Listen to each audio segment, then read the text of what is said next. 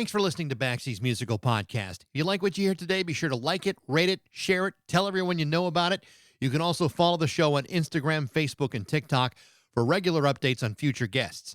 Today, we're brought to you by Metro Chrysler, Dodge, Jeep, and Ram at Chicopee. Stop by their state-of-the-art dealership next to BJ's and Big Y on Memorial Drive, or stop by metrojeep.com and make it Metro. And then drive home in your new Metro Chrysler, Dodge, Jeep, Ram today.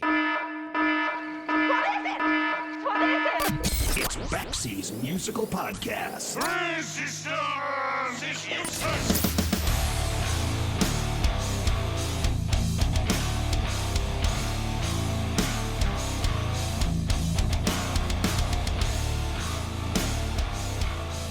So here's something to chew on.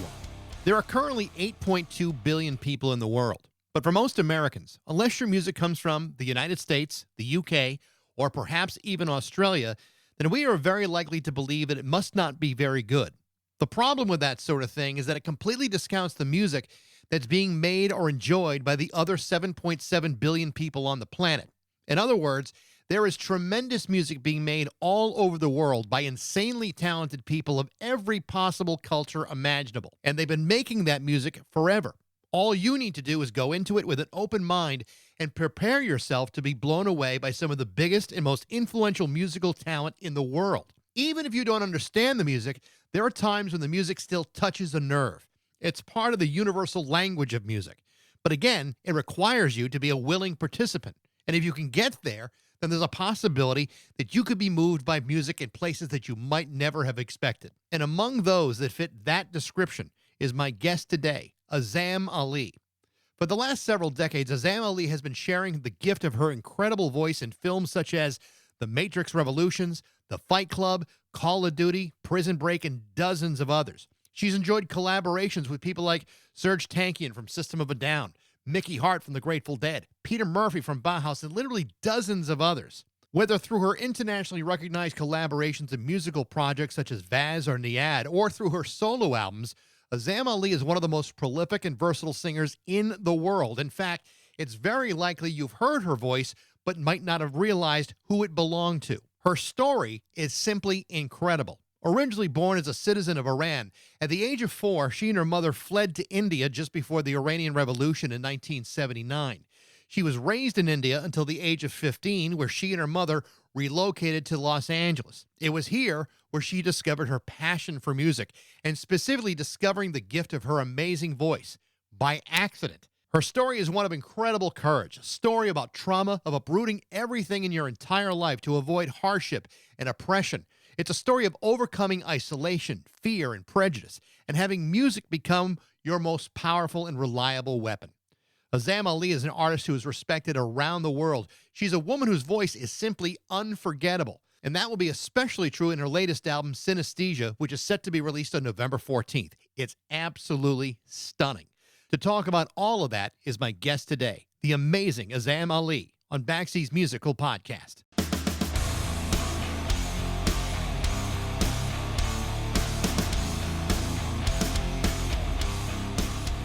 I'm so happy to be talking to you because, I've spent the last couple of weeks listening to the record quite a lot. And, I've been trying to figure out the right word I want to use to describe the album Synesthesia. And the only word that I can come up with is that it's astonishing. And, and I know we're talking ahead of the release a little bit, but, I think that, longtime fans of your work are going to be very, very pleased with what you've done.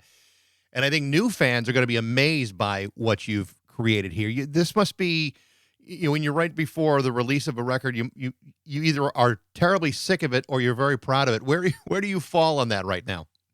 Actually, it could also be where I am in the sort of place in my life. There used to be a time where I think this is now my 14th album, whether it's solo or collaborative.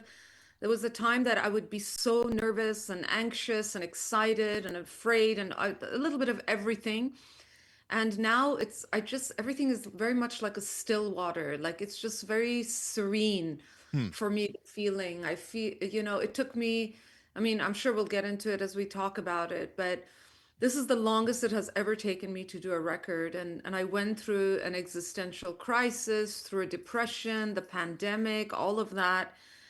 And I really feel so I kind of feel that I poured everything into it over the past 5 years. So now when it's about to become, you ultimately you create it for others, and now I'm finally handing it over to people.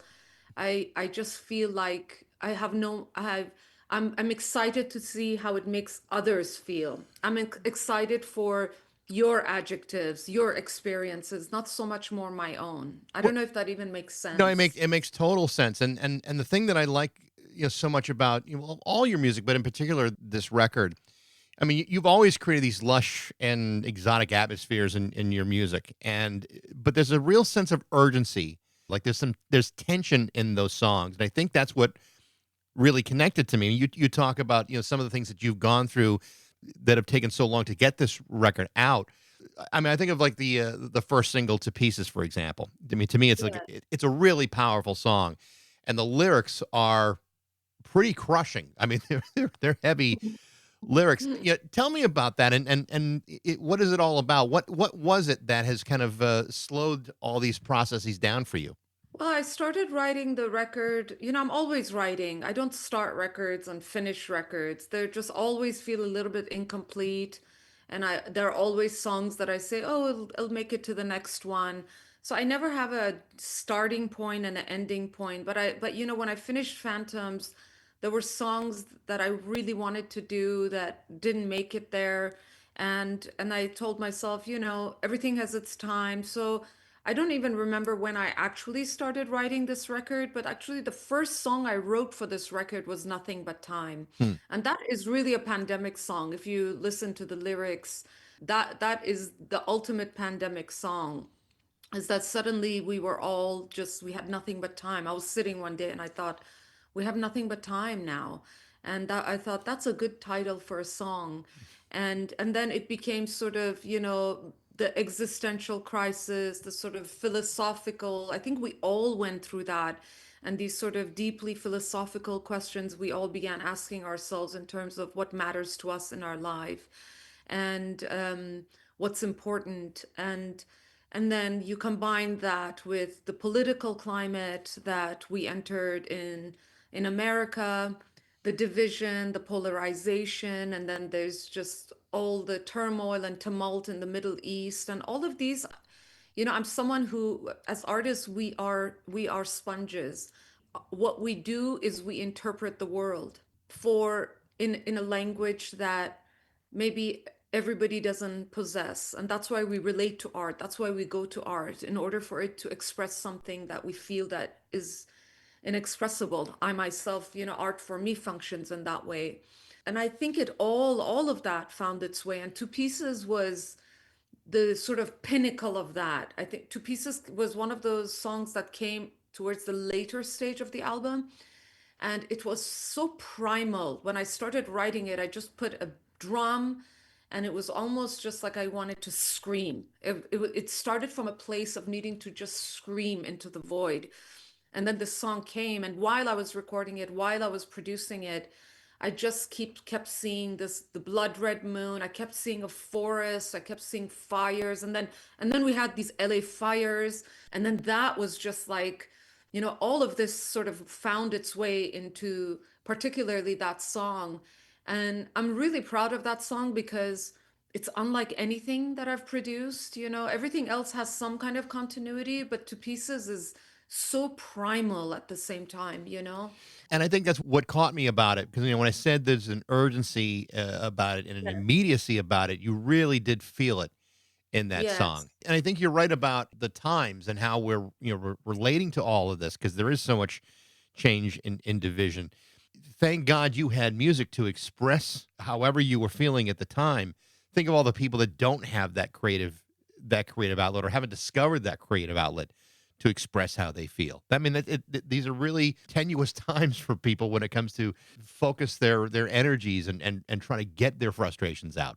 Yes, absolutely. I mean, during the pandemic, I was talking with a friend of mine who's not an artist, and I said, "Thank God I have music, and I'm so grateful to be an artist during this time. I don't know what I would do if I couldn't if I didn't have art. And then my friend said, well, for those of us who are not artists, thank God we have alcohol. Yeah. What's, Because I the think a old lot of people got through the pandemic with alcohol. what's the old Simpsons line? Alcohol, the cause of and solution to all of life's problems. It was really funny. But yes, I think, it's such a the for we always say, my husband and I, that in societies, in secular society, um art really is the guiding light for humanity, and we desperately need art, I think, more than ever now. And it saddens me to see how much the music industry has deteriorated, how much the value for art has diminished. And I feel like we are perhaps maybe there's like a handful of artists I can think of that I know of. I'm sure there are many, many out there, but it's kind of like, it's the last stronghold of those of us who are still sort of almost trying to hold on to, the ancient ways. And I'm never going to become that Instagram artist. I'm still going to make records. Still going to be old school. I'm still going to sell vinyl. And I feel like we are a sort of dying tribe. I certainly see that when I do these interviews with artists of every different level. I mean, they all kind of say the same thing. On one hand, they kind of pine for the way it used to be. These are pretty lean times for artists of all kinds, music, publishing, you name it. I mean, visual arts, it's all very difficult times. Yeah, I mean, not to paint please, I have to clarify that it wasn't this rosy fairy tale during my time. I came in on the cusp, in the 90s. My first record deal I got in the 90s. And, I came in on that cusp before the collapse of the music industry. And I built a lot of my core fan base then. And I think that was, it had its own issues. There was still, imbalances, power imbalances, Yeah. economic imbalances between record companies and artists. All of that existed. However, we had radio, we had music critics, I had to this day, I have such a reverence for music critics. And I feel there's this sacred sort of bond and relationship between artists and serious music critics. I feel like that has gone by the wayside. And then also, I think the biggest issue I have with platforms like Spotify and things like that is that the market is just so saturated with music, and majority of it is just like it's mediocrity has become the standard now. And it's almost rare when you find something that is so, like the a jewel, in the sort of trash. You pull it out and you realize that this is someone who was trying to create high art and refine their craft. And I feel like it's just everything I hear now is pretty much very mediocre. Yeah. No, that's That's the hardest part for me. That's honestly, I feel that that's the hardest part for me. one of the things that's kind of interesting, as you talk about it. Even the title of the album, synesthesia, to me is an incredibly interesting concept. I mean, it's basically a wiring of the brain that allows your senses to associate certain stimuli with other things. I mean, you may see numbers as color, you see music visually, or whatever it may be. You kind of alluded before, and certainly as an artist, the concept of synesthesia can be really important in creating it. But is that a situation that you find yourself with? I mean, there's a connection that you have to synesthesia. Well, I think, I don't have very extreme forms of it, but I always had it since I was a child. Like there are just certain things where my senses get overlapped. Hmm. And I think to some degree, maybe everyone has it, even if it's extremely subtle. Sometimes I can taste like velvet for me. I have a huge collection of silk velvet clothing, for example. I can actually taste what that tastes like. There's something about it. It's beyond just feeling, but I can almost taste what velvet tastes like. Majority of my fond memories of childhood stem from smell. So certain smells will trigger a very, very clear memory for me. And there are times where my senses just sort of cross wire. And the reason I wanted to name that this album Synesthesia is because when I create music, I try to sort of blur the boundaries between the senses. You know, if you can listen to a song and then you travel beyond just the sonic experience and suddenly you begin to experience something like pain or joy or love or something that already is a form of synesthesia because you're feeling something that is an extension of the music itself. And that very much fascinates me, how you can have these multiple, how your sensorium can be triggered like that and altered by music. And music for me is less of a sonic experience as it is sort of, when I begin to craft a song, I imagine I'm sitting in a completely empty room. And then I first think, how do I want this to feel when I'm in this room? And then I start placing objects in this room Hmm. until I feel the way I want to feel in that space. So it's much more of a spatial experience rather than a sonic one. Of course, there's the sonic element where you have to choose the sounds and do things that are that part of the craft is almost I don't think about it as much anymore because I've done it for so many years, but I think more spatially, more in terms of feeling. I think you're right about that, and I was actually going to ask you about that because I really believe that everyone has synesthesia different at different levels. I mean, some forms of it are more refined and maybe more visual or maybe more sensorial. But I think we all have emotional connections to music.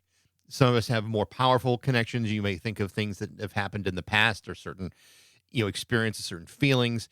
I think we all have it. But as an artist, though, I mean, because when you talk about creating music and who is the audience for it anymore, when you're going through those kind of experiences with music and with sounds and with feelings and all these senses that you're feeling, do you find now that you're doing the music more for you, for a specific audience? Yeah, I've always done that. I mean, I remember when I was, I forget how old, I think I was 22 or 23 when I signed my first record deal. And, I had no bio at that point, I had no resume. And I was asked to write a bio for my first, my sort of debuting as an artist. And I just wrote two lines. And to this day, I feel like that's the most accurate bio about myself, even though my resume is much longer now. But I wrote that I was born, music found me in the depths of despair and showed me a world and revealed to me a world more beautiful than the one I was born into. And that's where I have lived ever since. And that pretty much sums up what music means to me as a listener and lover of music and also a creator of music. I was, because of so much childhood trauma and, experiencing war and the revolution and displacement, dehumanization, all of the things that, and then coming to America as a teenager and, all of those traumas. I was a very depressed teenager. And the only comfort I found was when I listened to music. I mean, music literally saved my life. And knowing the power of music in the way that it affected me personally, music became the first place I went to heal my own trauma. Hmm. And in that process of healing myself, I discovered that because I was being so sincere and honest in my work, it was resonating with other people despite their having completely different life circumstances than me, cultural experiences, that somehow it was transcending all those boundaries that we create as human beings. And it was really resonating from one soul to another. And I think once you discover the power of that, along with it comes a tremendous responsibility that you can't just create music, just, you know, it's not a frivolous task for me. Sure. It's something I take very seriously. And from the first day that I began creating music, it was always about mining even deeper and deeper and deeper as much as that I could go. And I hope when people, it's hard for me to judge because it's impossible to really judge yourself. But I just hope for people who have followed me throughout the years, what they see through this trajectory is that I did go deeper and deeper with each release, with each body of work. So that's, the most honest answer I could give. When you talk about your background, your personal history, as I'm reading through it and researching your life a little bit, I can't myself, has this woman not written a book about this yet? And maybe you have, and I haven't run into it yet. But I mean, your history is absolutely amazing. Like you were born in Iran just a few years before the revolution, like you mentioned. Um, and certainly tensions were running high and escalating at the point that you were an infant at this point. You and your mother left the country while you were just 4 years old and fled to India. What can you tell me about that and the decision for your for your mom to relocate you? Well, actually, I actually was sent alone because I came from a religiously diverse family. My father's side were Muslims, my mother's side were Baha'is, and during that time, the Baha'is were very much persecuted in Iran. So when my parents got divorced, there was a fear that my mother would not be able to keep me because women didn't have that much rights. And then my mother actually sent me at 4 years old to study alone in an English boarding school in India. So I Hmm. was alone in an English boarding school for 11 years in India. And then my mother joined me when I was 13 years old. She came there and lived for a couple of years before we applied for political asylum and we came to the US as refugees. So it was a very tumultuous time. The revolution was very hard. We all, for every Iranian, you could write a book on every single person's story. Anyone who has lived through war and displacement. And for me personally, I feel very grateful that I grew up in the school that I grew up in because I received a wonderful education. Um, I My school was located in a gorgeous hill station, so it was very serene. The environment was very serene, and I had a lot of exposure to art, to music, to dance. That all was wonderful. But there's the trauma of growing up as an orphan and Sure. far from your homeland. So it's kind of this is woven into the fabric of my being. And then coming to America, and when I came to America it was really hard because there was the hostage crisis, and as far back as I can remember, Iran never had a good rap in the media in America. I think it's just that part has always been a struggle. So then dealing with discrimination, dehumanization, all of that, and then trying to find my own voice as an artist, all of that. I feel like my entire life has been one act of resistance and survival after another. All these situations are happening at like pivotal times in your life. I mean, you're leaving Iran at 4 years old. I mean, you are then barely out of being a toddler at that point, and then by the Yes, time you leave India, you're a teenager. It was like one of the most difficult yes, times in any kid's life. You're going through yes, all of that at a time where you're now a political refugee. I mean, I can't even imagine, and especially at the time that we're talking about, because you're absolutely right. I mean, there was so much misunderstanding about the issues of the Middle East, particularly of Iran and the tensions between the U.S. and the hostages and everything else that happened. I can't imagine what that must have been like for a 13, 14-year-old girl to be facing in the United States. it was very difficult, but I was born a survivor, so it just I've been surviving since I was 4 years old, and I thought, okay, you don't even think about it, you just automatically go into another obstacle that I have to overcome. And I think that became also I was raised in a school in India that really emphasized the spirit of service to humanity. And this philosophy became a core part of my life mission. and my identity as well. That no matter what I did with my life, it had to serve humanity in some capacity.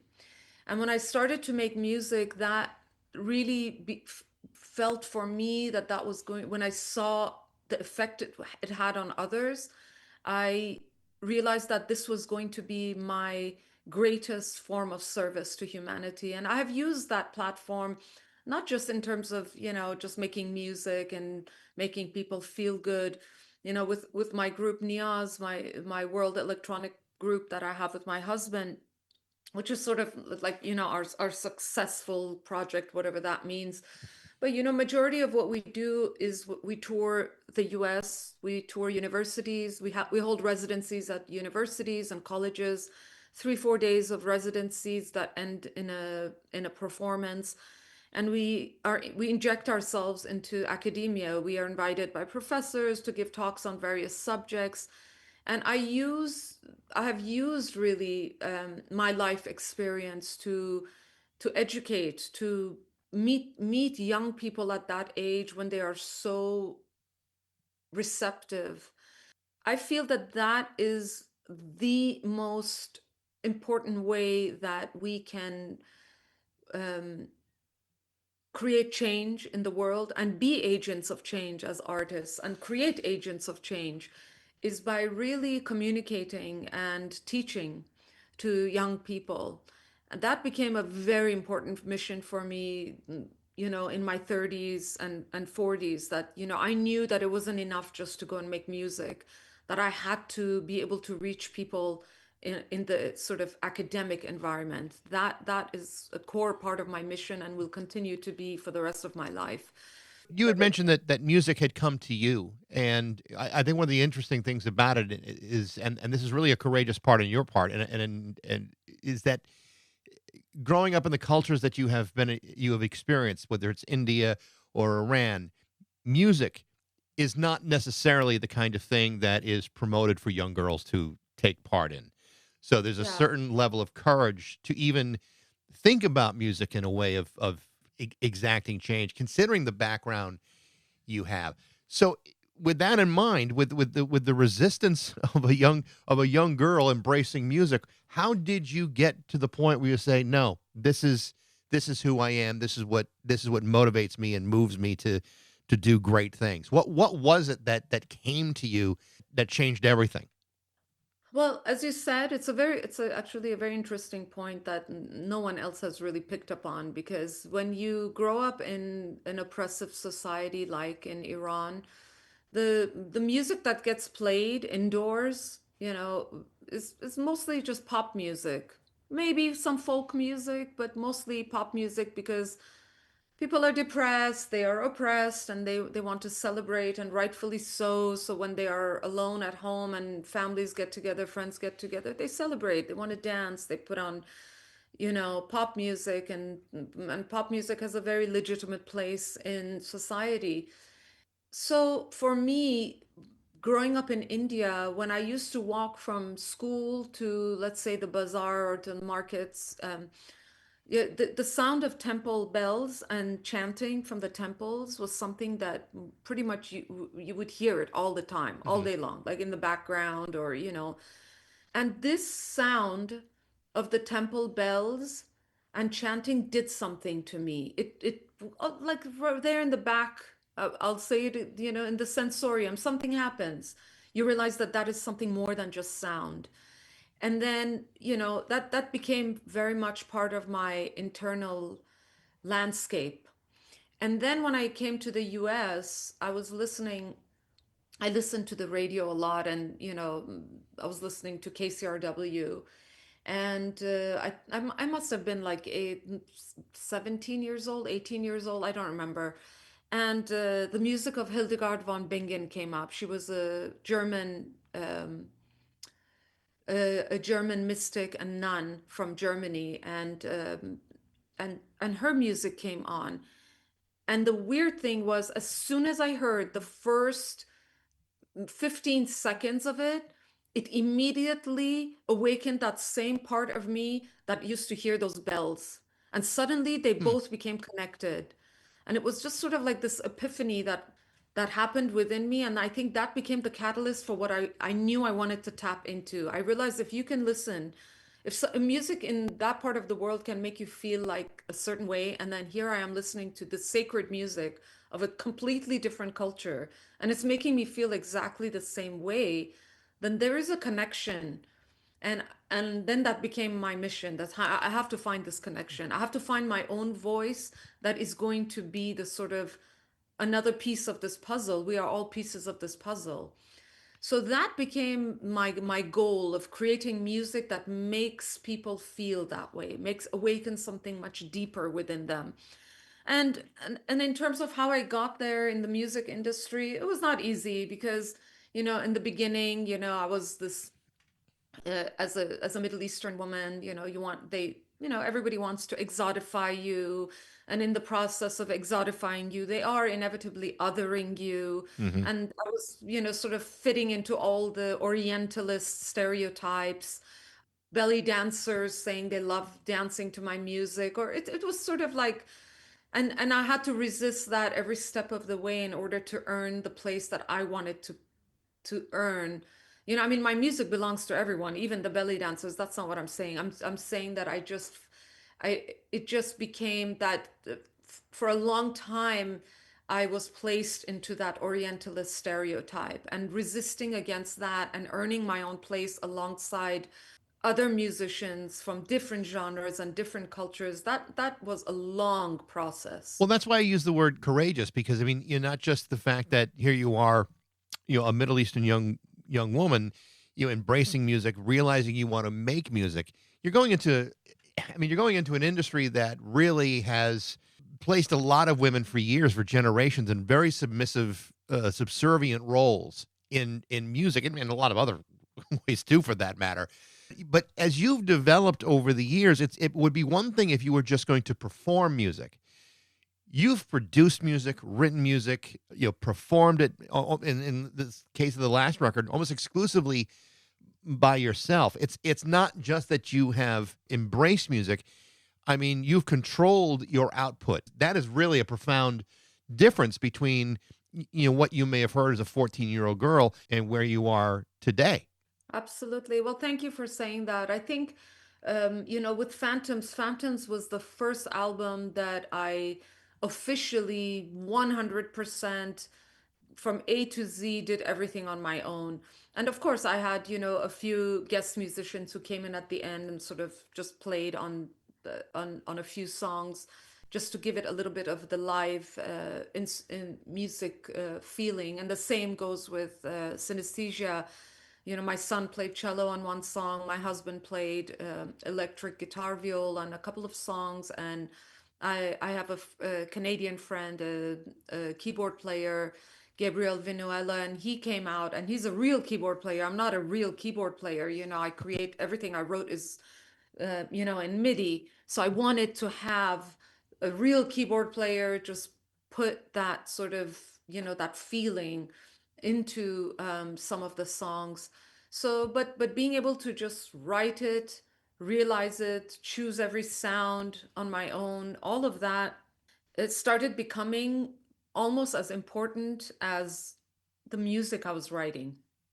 That being able to have agency over all that, it's really mine. I can really say this is 100% my expression.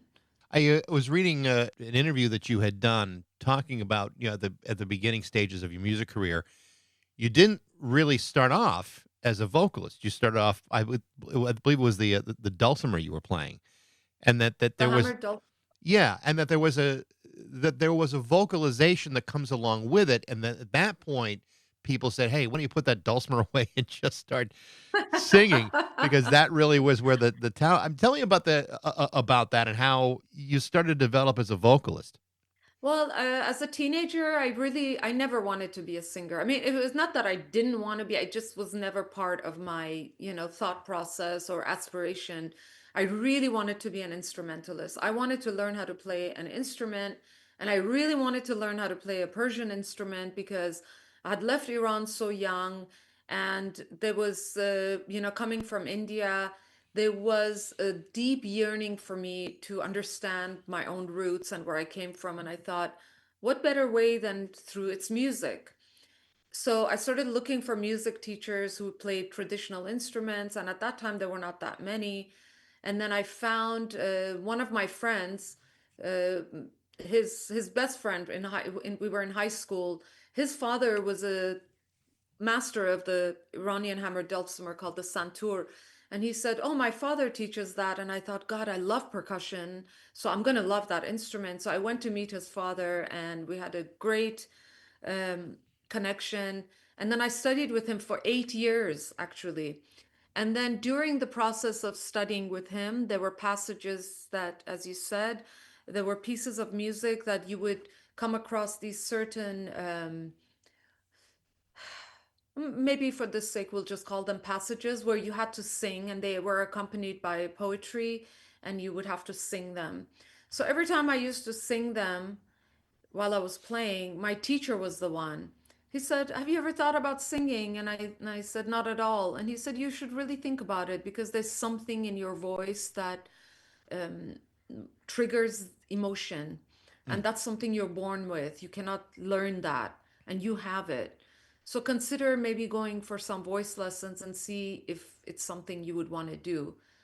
And so I thought, oh, the hell with it. Let me just try it. I've tried everything else and I love music so much. So I took a course at Santa Monica College of beginner voice.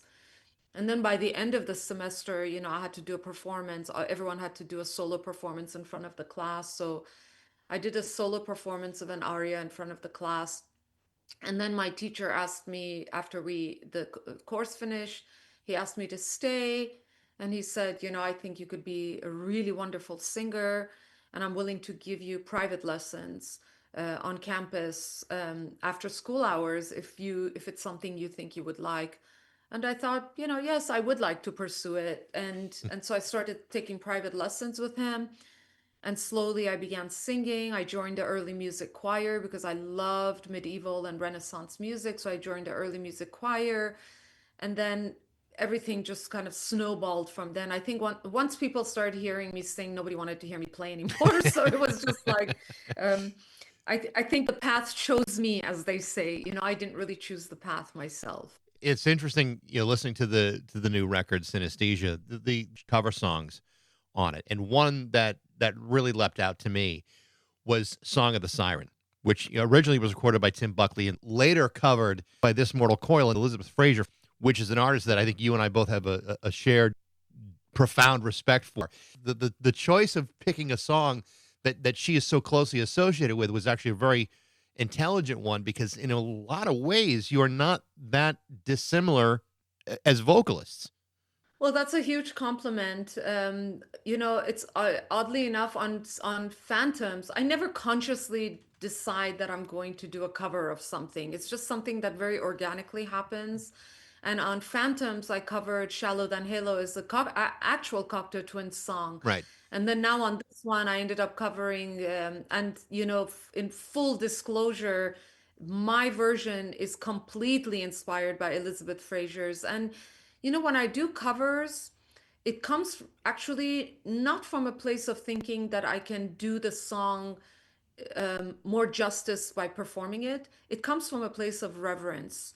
It's about acknowledging that this song had such an impact on me that I want to pay it tribute by giving my expression to it. And it's a way of kind of sharing with the world what that song means to me and what that song meant to me during a critical part of my life. And this Mortal Coil was that. And this version of Elizabeth Fraser's was, to this day, when I hear it, it just breaks me. It breaks me, in the best way possible that music can break you. So it really comes from a place of reverence. I am so happy to hear someone else agree with me on that one, because I had that.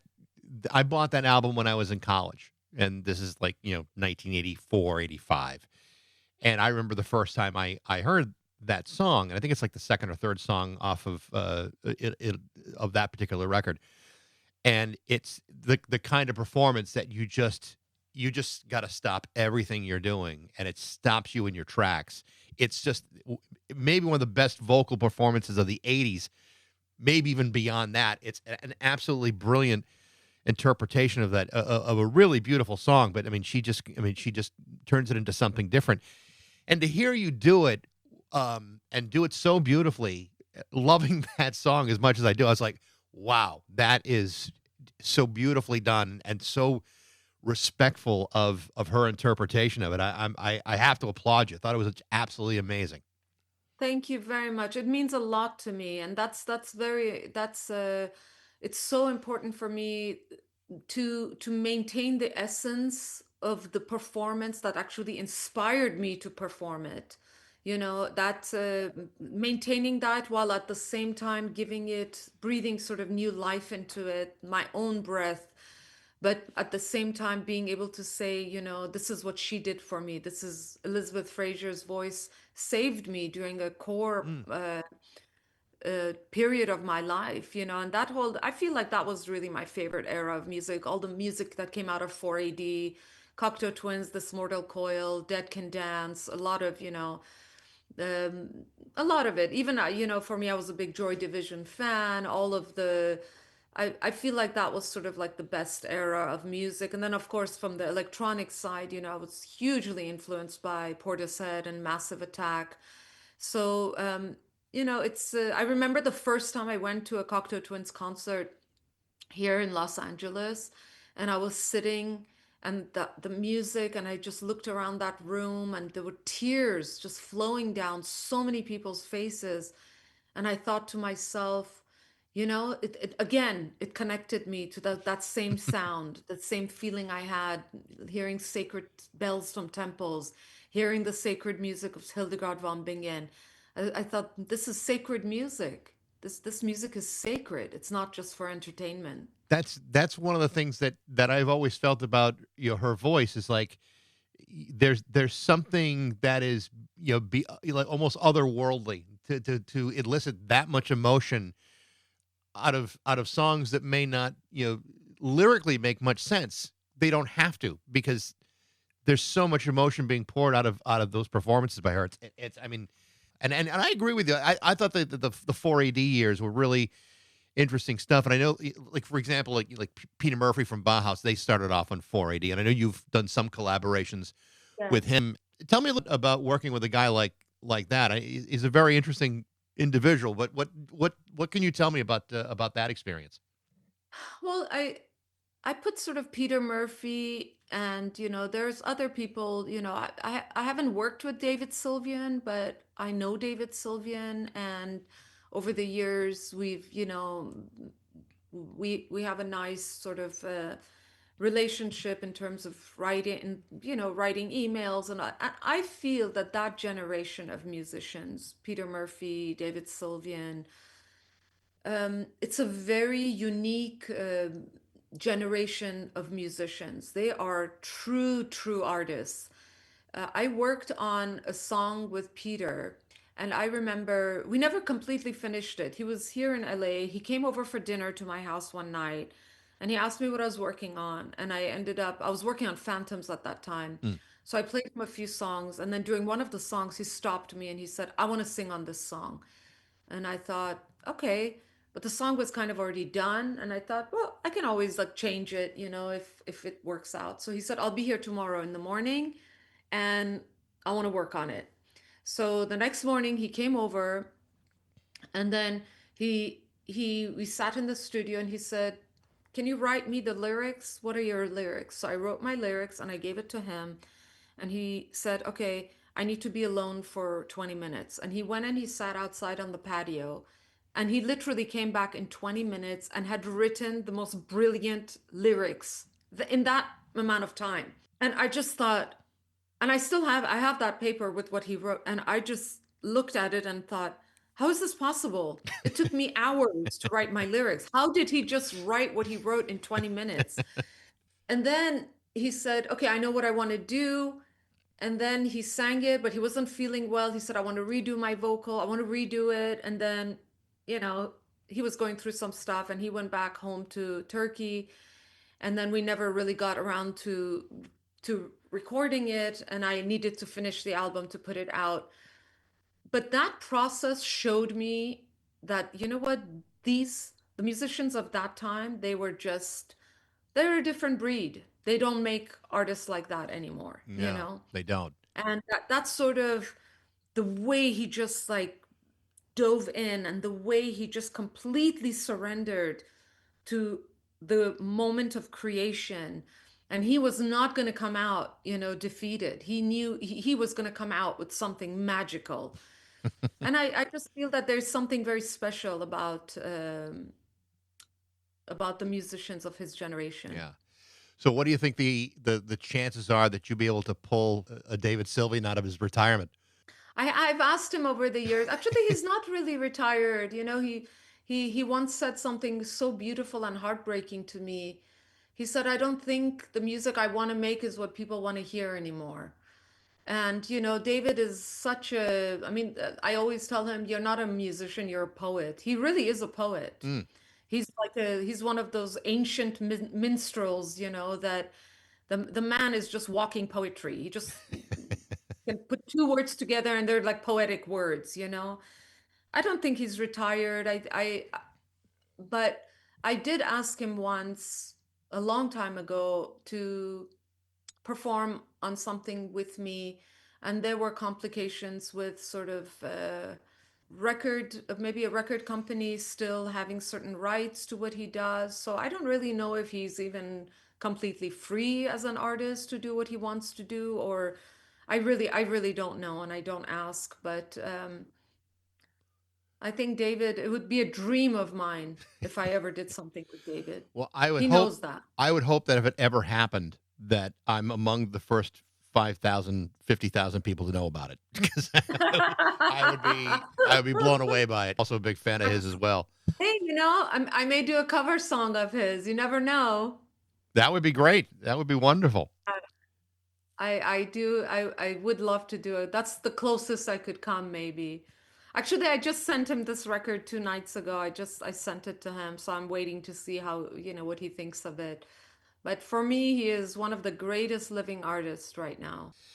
Azam, this has been such a joy talking to you. Like I said, I've so enjoyed listening to the record. I can't wait till it comes out so I can actually hold a physical copy of it. But it's absolutely beautiful, and it's been a real joy talking to you. Thank you for your heartfelt and thoughtful questions that really got to the heart of what my music and who I am about. It means a lot to me that you put such thought into your questions. Well, thank you. I appreciate that. Great talking to you. Have a great night.